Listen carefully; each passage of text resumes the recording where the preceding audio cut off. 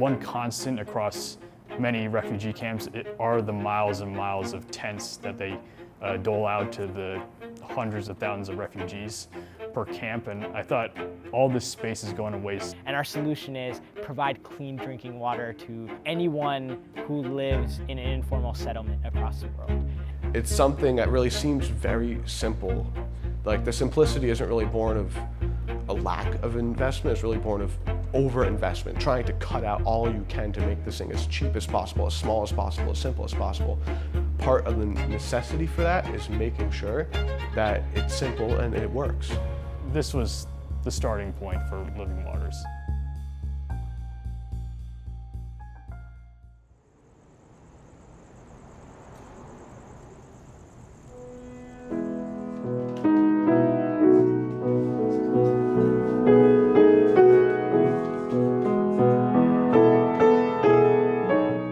I come from a family background of musicians. I've for many years been a sort of student aficionado of the piano. I've been very much a serious student of classical music. I still, to this day, I think. My dad's a musician with the New Jersey Symphony Orchestra. He's a violist and a violinist there. And my mom works at an energy company. So like, they're very different worlds they come from, but they've always been the support and the backbone behind like the kind of whimsical projects that I take on. I'm very grateful for that support. I was actually homeschooled for a couple of years. That's sort of where I think I got the entrepreneurial drive from, because I was able to look at things from different angles, and like over time they took on different forms, like doing these hardware projects. This is something that I was occupied by in my college years. How my childhood shaped me was through introducing me to like creative projects and sort of creating that drive to do more, you could say, and LivingWaters is definitely not an exception to that. Started late my sophomore year of college. I was working on projects having to do with like horticulture solutions, like irrigation kits for vulnerable populations. And in the process, I did quite a bit of research into the refugee crisis. After that project never really got anywhere, I had all this like research, and one constant across many refugee camps are the miles and miles of tents that they dole out to the hundreds of thousands of refugees per camp. And I thought it's not being used to capture the rainfall that falls on the tent, and like the rain just goes into the drain and is not salvaged. So right now we create portable guttering systems for refugees living in what are called the tent cities. We thought, given that water is such a scarce resource in refugee camps, especially because they're so off-grid, why not use their living quarters to collect clean water, clean rainwater, rather. And so that's where the idea for LivingWaters came up. I currently have two people who are actively involved. One is Joseph, who's my chief engineer. So what I do is basically, Josh is the one that designed the initial system, and I help sort of take what was originally a prototype, sort of bar napkin sketch, and bring that into the real world by swapping out and building a lot of the features that were supposed to be implemented and trying to bring them into reality. So. And another's my brother, Caleb. He works primarily in the financial side of the company. My role is to work with my brother to come up with a way to grow and fund LivingWaters in a way that is sustainable. I manage the day-to-day finances as well as the planning around where we're going to get our funding and how we're going to spend it.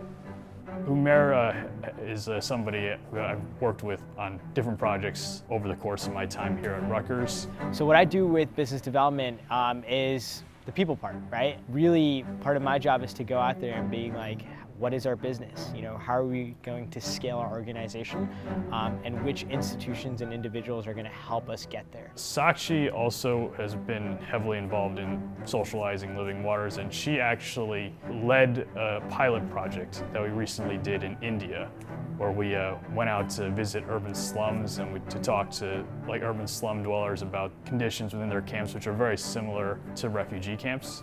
Through our research, we found that these refugee camps, which are isolated from general civilization.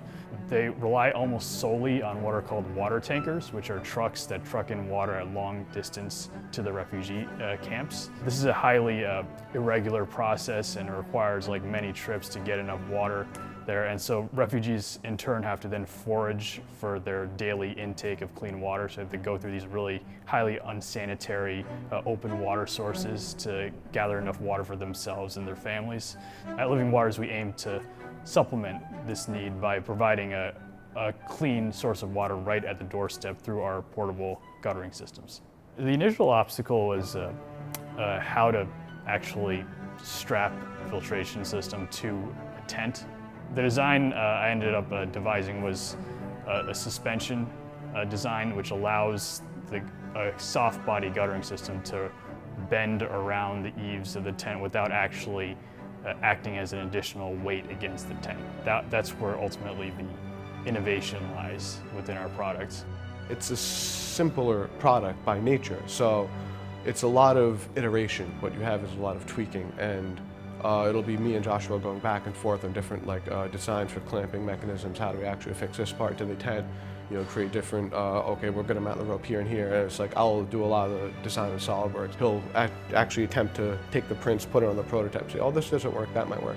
As we scale up, of course, we're going to be looking for larger manufacturing and tooling, larger funding sources, potentially through venture capitalists. How do you get support for your solution through going to competitions, through going to these different sponsored events that people are trying to support ideas and game-changing innovations for? When I mean accelerator or incubator, those are two programs that basically ventures go through to keep growing in an environment where they're getting the right support, the right mentorship, the right teaching, and the right decisions being made about growing the organization, about growing the product forward. So one of the things we did back in March was we went to Minnesota and pitched at eFest. There we were selected as one of the top 25 teams from all of the United States for presenting undergraduate student business ideas to see if we can raise a couple of the funding prizes that they were giving out. And that was a great transformative experience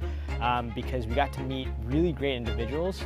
And they've been very helpful in socializing our brand through various interviews, and through being one of the winners there, we got a lot of contacts and helpful points of reference as a result of our participation there. So right now we're focusing on deploying our units inside of a refugee camp, ideally in the next couple months. We're currently looking at the Venezuelan refugee situation, and a lot of the camps that are currently being constructed are in Colombia. So we're currently looking to partner with organizations that'll help ensure a smooth rollout of our products there. We hope that a second pilot actually completed in a camp of some sort would give us the case studies needed to sort of show that this is a product that can actually save the money, this is a product that can actually make a difference.